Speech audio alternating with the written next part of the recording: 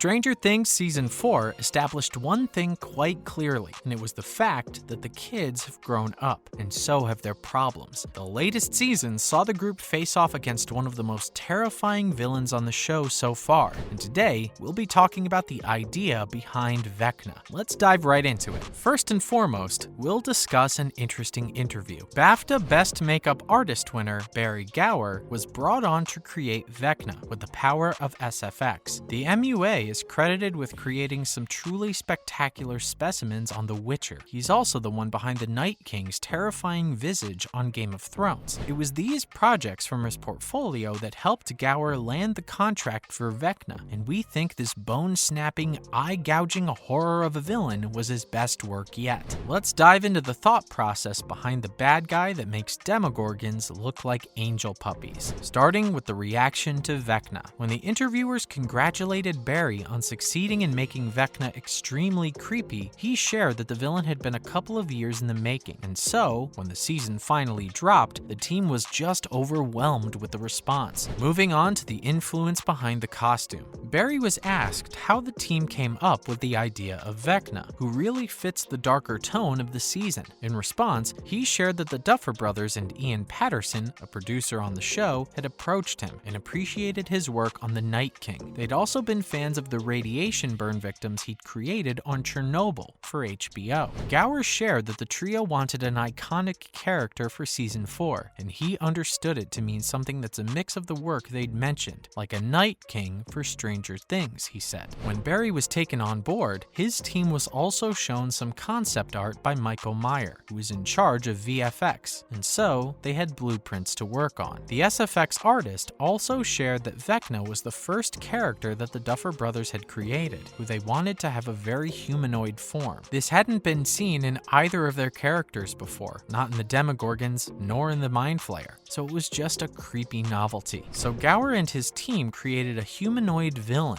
but with all the darkness and vines and slimy tendrils of the Upside Down. How cool. Next up, we'll talk about connections to the Night King. The interviewer also inquired if Vecna was inspired by the Night King in any way, or was he strictly a part of the Stranger Things world? In response, Barrie confirmed that Vecna was indeed a Stranger Things creation through and through. He said that while the creators were after a menacing character with a strong presence like the Night Kings, there was one ultimate difference, that the former had a lot of dialogue, whereas the Night King had barely any. Barrie also spoke about how there was a lot of movement involved in Vecna's character. He was quite expressive, and there were certain parts of the build that had to be done in a way that would be easy for the actor to control, like his clawed hand. Due to these factors, the team approached Vecna's build quite smartly, using prosthetic makeup instead of a rubber creature suit. And he also spoke about getting the costume on. After describing the entire thought process behind creating Vecna, Barrie Gower started talking about the entire ordeal of getting Jamie Campbell Bower, who plays the villain, into character every day, and it was a bit much. Gower shared that crafting the entire costume took 4 months. It was made up of 25 individual pieces that all had to be glued onto Jamie's skin every time he had to shoot a scene. The entire application process and getting his makeup done took 7 to 8 hours every day. We would not be able to sit still for that long. And that's not even it. Barrie shared that the team would have to be on set at 2 or 3 a.m. every day to start the application process. Jamie would be ready by 10 a.m. Then the crew would shoot all day and wrap up at around 7 or 8 p.m. After which, it was another hour and a half taking everything off. Jeez. Gower did share that the scenes were scheduled quite cleverly, and they had a day on and a day off for Vecna scenes, giving them all and Jamie time to rest and recuperate before doing it all over again. But how did Jamie cope with this routine? Barrie Gower could not stop singing praises for his muse when asked about how Jamie took to the entire painstaking process. He said that Jamie was incredible to work with, and though he had some prosthetic experience, the Vecna costume was another thing entirely. Since Jamie's entire skin was covered with a second layer, Gower also called the actor a blessing for the team. Barrie spoke about how daunting it could be going into a project like this, since the team had to build chemistry with the actor. The makeup team would be the first people the actor would see in the morning at ungodly hours, and the last person they'd see at night. So it was very important important for everyone to get along. Barrie's team of 4 got on very well with Jamie in that respect, and shared that he was the most patient and good-humored actor they'd worked with, calling him an absolute trooper. And were there any hidden details? The question of hidden details in the costume also arose, but Barrie shared that there were none. There had been talk of revealing his identity, the number 1, in the last episode, but ultimately it was discarded.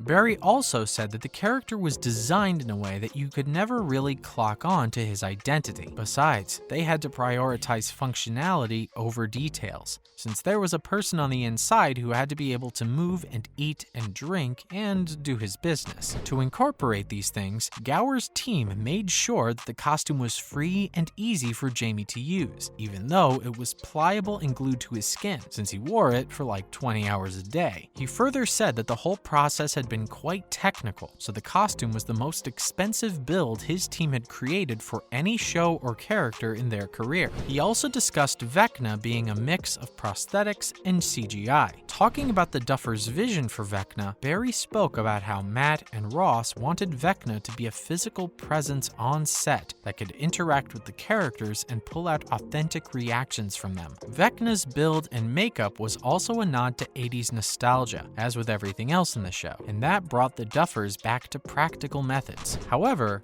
Gower thinks that the VFX on Vecna has gelled in beautifully with the monster he created. The vines attaching to his back like sockets, Jamie's nose being removed, it's all come together quite well. So while 95% of Vecna is practical, Barrie Gower thinks the remaining 5% of CGI has fit in quite well. Moving on to other characters. After discussing his brilliant work on Vecna, Barrie was asked if he'd worked on any other characters, Vecna's victims in particular. He responded by saying that the only other character he worked on were Hopper and Victor Creel. Victor Creel's eye patches had been done by him. As for Hopper, that's quite an entertaining story actually. Apparently, David Harbour had gotten really fit over quarantine for the role, so while he had lost a ton of weight to portray Hopper in the later stages of his imprisonment, in that one scene with Joyce, they were presented with a problem. They still had to show Hopper as his previous self when he was first brought into the prison, so Barrie's team was brought in to fatten him up. Vecna's victims, however, were all prosthetics and makeup, and thus were part of Amy Forsyth's department. Ending on Season 5 news. Barrie was asked if his team would be coming back for Season 5, but the makeup maestro shared that he genuinely did not know and had no idea where Season 5 could go. He further said that it was a very well-guarded secret that not even the cast are privy to at the moment, so even if his team will be brought in, they won't know about it for a while now. He also thinks that the Duffers don't even know yet, saying he thinks they know the story arc but haven't really written everything down just yet. We'll take your word for it, Barrie. That's a wrap for this video. What do you think of Vecna's appearance in Season 4? Did you see any similarities between him and the Night King? Let us know in the comments below. Make sure to give this video a thumbs up and subscribe to our channel for more videos like this. See you in the next one.